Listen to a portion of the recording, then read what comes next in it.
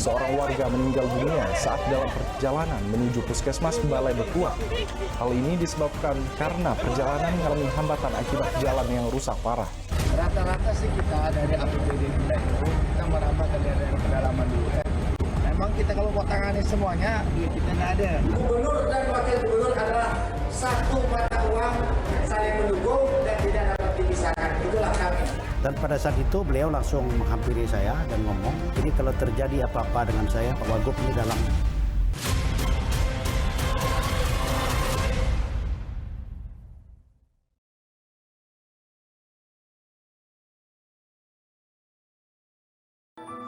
...20 Februari 2026, kepemimpinan Gubernur dan Wakil Gubernur Kalimantan Barat, periode 2025-2029, genap 1 tahun mengemban amanah rakyat. Melalui program Gong Ruai, kami mengajak Anda untuk melihat kembali capaian, tantangan, serta sejauh mana program dan kebijakan yang telah dijalankan keduanya dapat membangun Kalimantan Barat. Inilah Gong Ruai selengkapnya.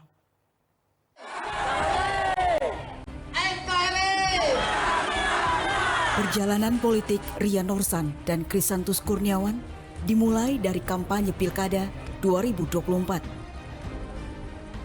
Dengan 11 misi pembangunan, narasi perubahan, pemerataan, dan tata kelola bersih menjadi janji utama. Misi kami, beberapa di antaranya mewujudkan pembangunan dan peningkatan infrastruktur yang adil dan berkelanjutan serta mewujudkan pembangunan dari desa ke kota. Untuk membangun infrastruktur yang berkualitas, kami akan melakukan yang pertama, menyelesaikan pembangunan jalan yang belum mantap sebesar 38,5% secara bertahap, dan ini janji kami. Tentu kami tak bual. Kemudian desa gelap gulita sebanyak 427 desa yang terdapat di desa maju, bahkan di desa mandiri masih ada 23 desa akan kami buat terang benderang.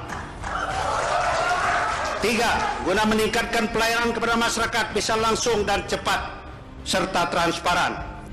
Kemudian 4. Unit pengelola teknis UPT yang melayani masyarakat yang penting-penting yang telah dibubarkan akan kami hidupkan kembali, seperti unit pelayanan jalan dan jembatan dapat bergerak cepat untuk melakukan pemeliharaan jalan dan jembatan.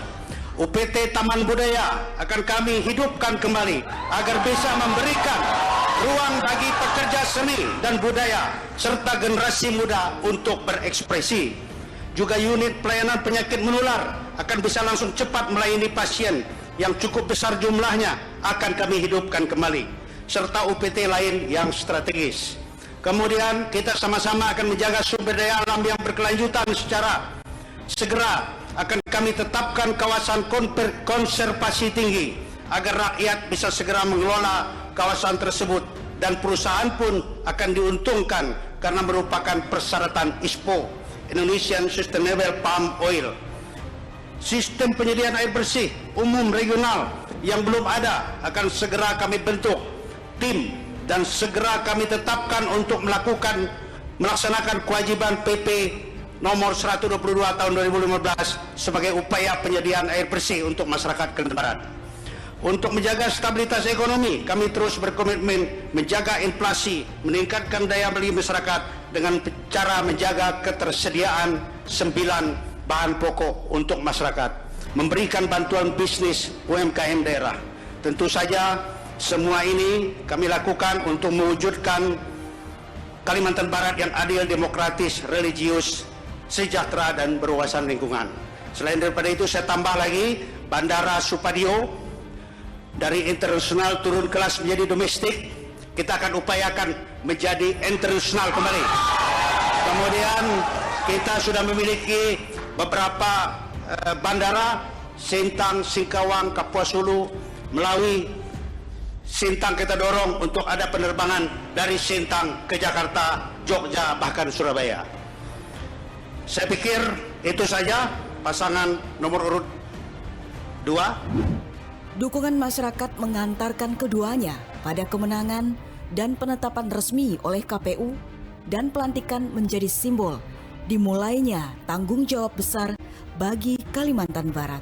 Ya, alhamdulillah masyarakat Kalimantan Barat, saya bersama Pak Santos Kurniawan, Wakil Gubernur Kalimantan Barat, mengucapkan terima kasih atas kepercayaan masyarakat Kalimantan Barat kepada kami berdua untuk mengemban tugas sebagai Gubernur dan Wakil Gubernur Kalimantan Barat.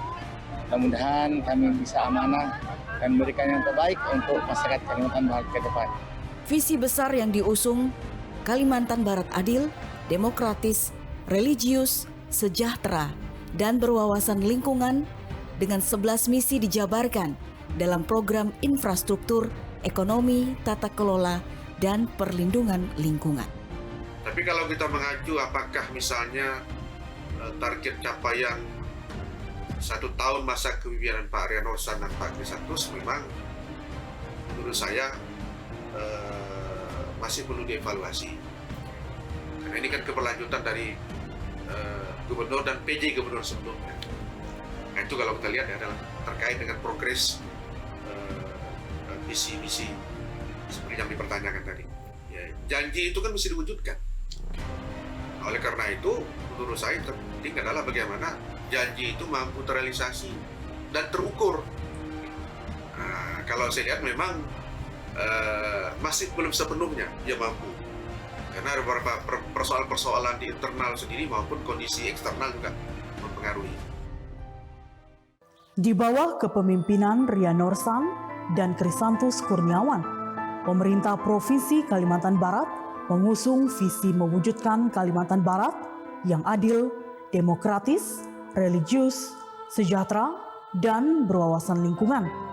Lantas sejauh mana visi dan misi tersebut benar-benar telah menjawab kebutuhan serta harapan masyarakat Kalimantan Barat?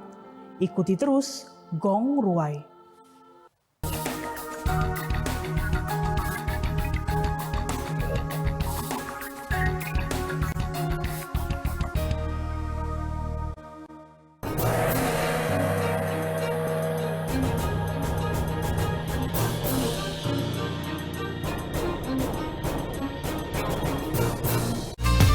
Assalamualaikum warahmatullahi wabarakatuh. Salam sejahtera untuk kita semua. Saya Dr. Andes Haji Rian Norsan MH. Dan saya Dr. Haja Erlina SHMH, Ketua Tim Penggerak PKK Provinsi Kalimantan Barat. Dengan ini kami mengucapkan selamat menunaikan ibadah puasa di bulan suci Ramadan. Semoga amal ibadah kita diterima oleh Allah Subhanahu wa taala. Billahi taufiq wal hidayah. Wassalamualaikum warahmatullahi wabarakatuh. Assalamualaikum warahmatullahi wabarakatuh. Om Swastiastu, Namo Buddhaya, salam kebajikan, rahayu. Hadir Kak Talino, Bacu Ramen Kak Saruga, Basengat Kak Jubata. Saya Krisantus Kurniawan, Wakil Gubernur Kalimantan Barat, mengucapkan selamat menunaikan ibadah puasa Ramadan 1447 Hijriah kepada seluruh masyarakat Kalimantan Barat yang menjalankannya. Wallahul muwafiq ila aqwamit thoriq. Wassalamualaikum warahmatullahi wabarakatuh.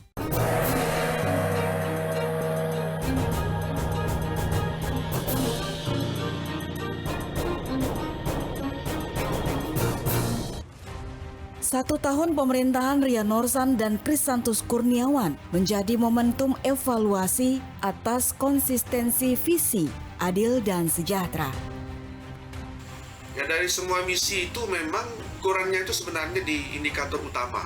Jadi kita bisa lihat di RPJMD. Ada indikator utama. Indikator utama itu janji prioritas seorang kepala daerah ketika dia maju. Kemudian dimuat di dalam RPJMD. Kemudian ada indikator kinerja daerah. Jadi dua itu bisa dijadikan ukuran apakah visi-misi itu tercapai. Kalau kita lihat dari indikator utama memang saya tidak menyebut satu persatu ya. Contohlah misalnya terkait dengan indikator infrastruktur, itu masih jauh dari harapan. Memasuki 1 tahun pemerintahan Rian Norsan dan Krisantus Kurniawan di Kalimantan Barat, pembangunan infrastruktur diklaim menjadi prioritas.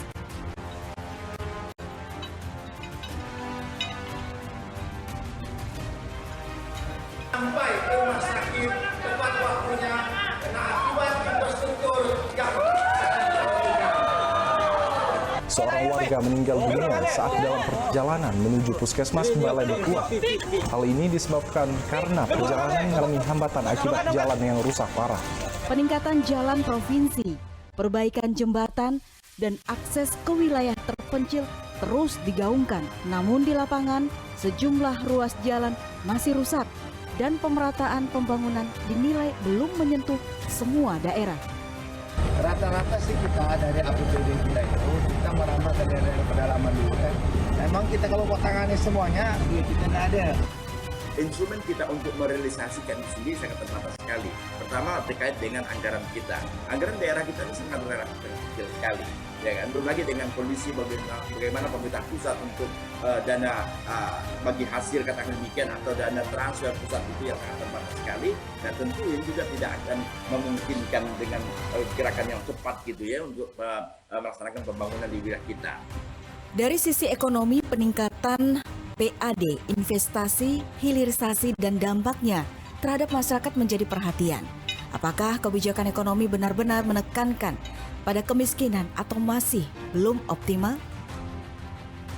Kayaknya belum ada yang memang terrealisasi dengan baik. Karena di tahap pertama ini antara gubernur dan wakil gubernur ini masih sibuk dengan tata kelola di pemerintahan itu sendiri. Kemudian dari data kemiskinan itu, kemiskinan Kalbar itu tercatat 6,16% ya.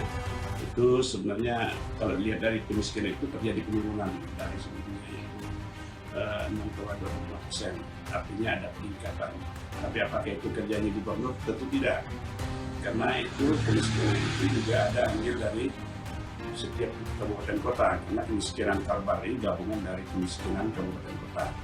Jadi kinerja di kabupaten kota juga menentukan kinerja mereka secara keseluruhan.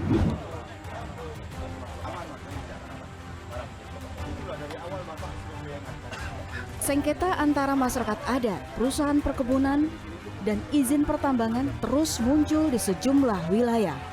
Klaim hak kelola dan legalitas formal kerap berbenturan dengan hak asal-usul dan wilayah adat. Meski pemerintah provinsi menyatakan komitmennya untuk penyelesaian melalui mediasi dan verifikasi data, sebagian kasus dinilai belum menunjukkan progres signifikan. Kalau saya lihat dalam 1 tahun pertama kepemimpinan Pak Norsan dan Krisantus, ini dalam perspektif tata ruang ya. 1 tahun pertama ini yang dilakukan sudah dalam jalur yang benar. Jadi ada upaya untuk pengecekan ulang, pemetaan ya, untuk menghindari atau untuk mengatasi masalah konflik antara peta yang dibuat dari pusat dengan realitas yang ada di lapangan. Saya lihat itu sudah keberanian untuk secara jujur mengakui bahwa produk tata ruang kita memang ada ketimpangan gitu, ada masalah di situ, terutama kurangnya pengakuan terhadap hak-hak masyarakat atau hak-hak warga lokal, juga masyarakat adat, tidak ada kepastian hukum. Perlindungan masyarakat adat, khususnya perempuan adat, menjadi indikator juga untuk keberpihakan kebijakan yang sejauh mana partisipasi dan perlindungan benar-benar dirasakan oleh masyarakat adat dan kaum marginal. Kalau kita melihat evaluasi secara objektif bagaimana dengan periode pemerintahan gubernur dan wakil gubernur dalam 1 tahun terakhir. Nah, sebenarnya kalau kita melihat visi dan misi, kita bisa melihat poin ke-8 itu ada bagaimana memberikan kepastian hukum dan juga perlindungan hak ataupun perlindungan dan keadilan gender sebenarnya. Nah, tapi kita belum melihat implementasinya sebenarnya dalam 1 tahun terakhir. Karena yang kita tahu itu adalah bahwa perempuan adat itu kan tidak bisa lepas dari alamnya seperti itu. Mereka memang hidup bersama dengan alamnya. Jadi bagaimana mereka menggantungkan sumber penghidupannya dalam pengelolaan sumber daya alam. Tapi kita juga harus melihat sejauh mana perlindungan hukum yang didapat oleh perempuan masyarakat adat sehingga mereka merasa nyaman kayak gitu. bagaimana mereka mengelola hutan dan alamnya seperti itu ya, untuk sumber penghidupannya, tetapi kepastian hukumnya juga belum jelas. Sementara itu, isu deforestasi, alih fungsi lahan, dan karhutla masih menjadi tantangan besar di Kalimantan Barat. Bagaimana komitmen pemerintah terhadap perlindungan lingkungan dan kondisi karhutla? Komitmen pemerintah Kalimantan Barat adalah menurun emisi menuju polusi 2030. Tapi setiap tahun karhutla itu tidak teratasi. Nah, itu menjadi salah satu PR bagi pemerintah Provinsi Kalimantan Barat untuk meninjau kembali komitmennya terhadap lingkungan hidup yang ada di Kalimantan Barat. Isu deforestasi, alih fungsi lahan juga menjadi PR dari pemerintah Provinsi Kalimantan Barat karena sampai saat ini itu belum terselesaikan. Relawan menjadi bagian penting dalam perjalanan politik pasangan ini. Setelah 1 tahun berjalan, bagaimana mereka menilai realisasi visi misi? Apakah program benar-benar menyentuh masyarakat atau hanya masih bersifat seremonial? Nah, sampai hari ini belumlah kita rasakan yang sesuai dengan apa yang mereka programkan atau mereka janjikan dalam program kerja mereka. Ya mudah-mudahan harapan kita di tahun kedua dan tahun ketiga mereka akan bisa lebih maksimal lagi. Dinamika kepemimpinan Rian Norsam bersama wakilnya Krisantus Kurniawan sempat menjadi perhatian publik, mulai dari proses klarifikasi oleh lembaga penegak hukum hingga munculnya berbagai spekulasi mengenai komunikasi dan kekompakan di antara keduanya. Situasi ini pun sempat menimbulkan pertanyaan di tengah masyarakat akan soliditas kedua pemimpin daerah tersebut. Gong Ruwai segera kembali.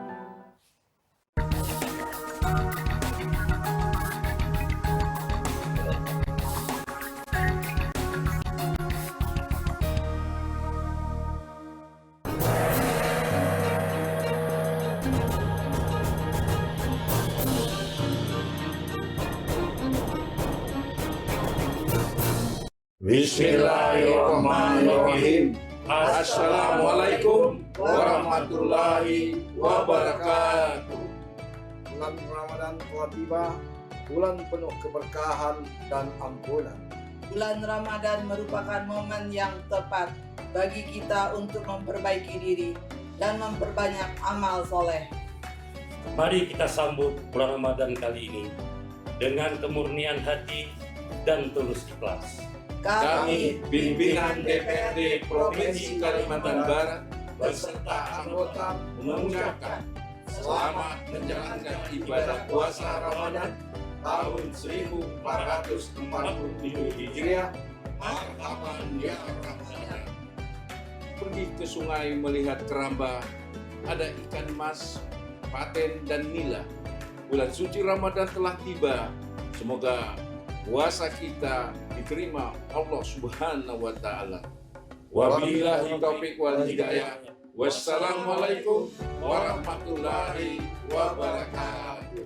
Assalamualaikum warahmatullahi wabarakatuh. Salam sejahtera untuk kita semua. Shalom, Om Swastiastu, Namo Buddhaya, salam kebajikan. Adil Katalino, Bacuramin Kasaga, Basengat Kaju Bata. Kami, pimpinan DPRD Provinsi Kalimantan Barat beserta anggota mengucapkan Selamat Tahun Baru Imlek 2577 Kong Zili. Semoga di tahun kuda api ini damai dan kebahagiaan senantiasa menyelimuti keluarga dan masyarakat Indonesia. Gong Si Pacai. Wassalamualaikum warahmatullahi wabarakatuh. Shalom, salam sejahtera untuk kita semua. Adil Katalino, Bacuramin Kasaruga, Basengat Kaju Bata.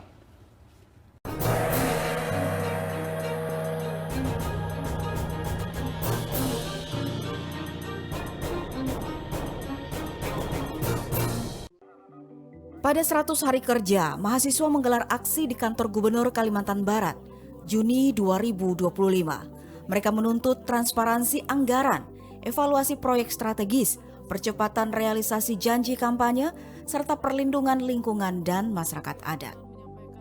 Aspirasi masyarakat menjadi hal yang sangat penting karena sejatinya visi dan misi kepala daerah tujuan utamanya adalah kesejahteraan masyarakat. Implementasi dari visi misi yang merasakan langsung juga adalah masyarakat.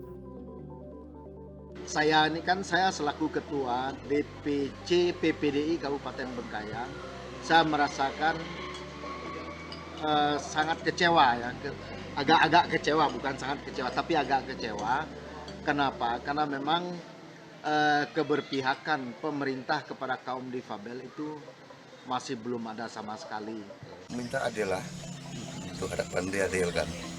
Jangan yang kan kayak miskin tuh aku dibantu lah.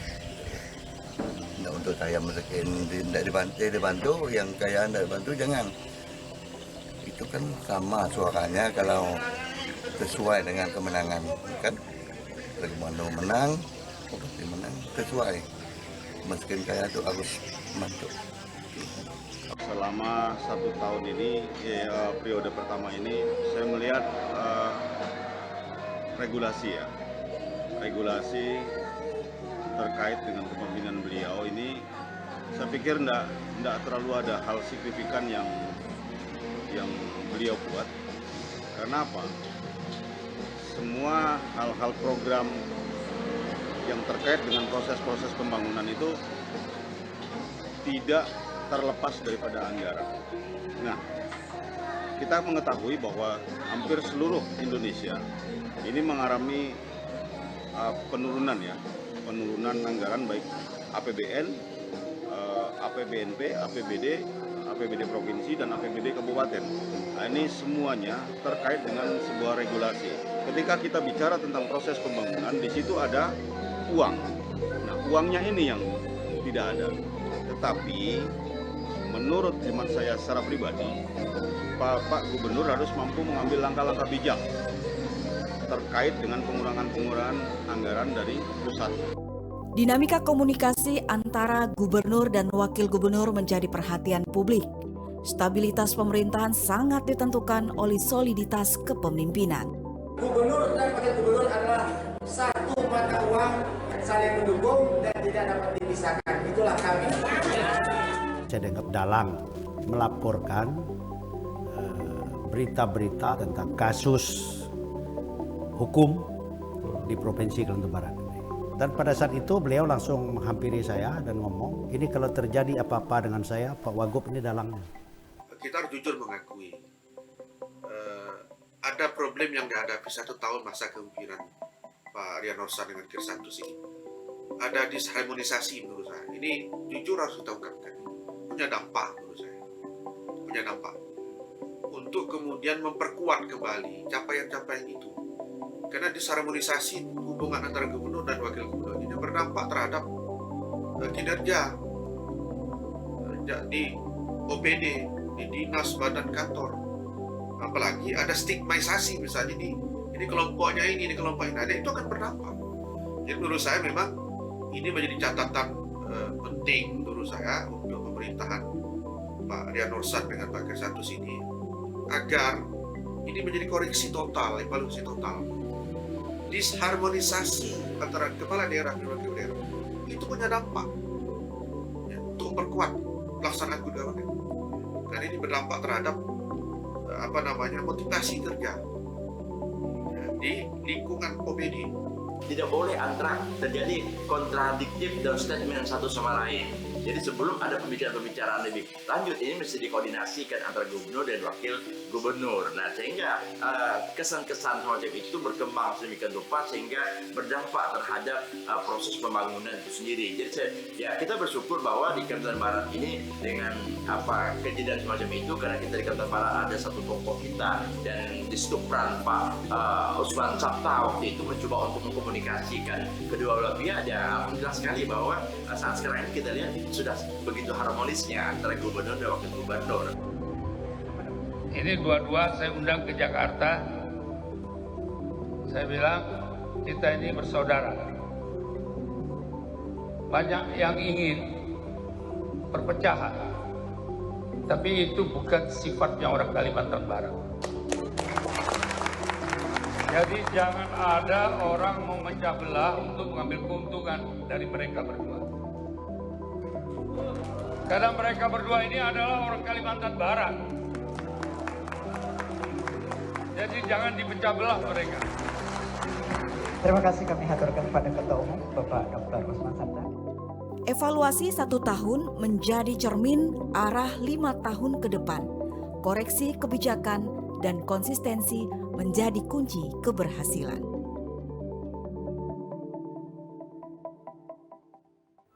4 tahun ke depan menjadi momentum penting bagi Gubernur dan Wakil Gubernur Kalimantan Barat untuk menuntaskan visi dan misi yang telah dijanjikan kepada masyarakat.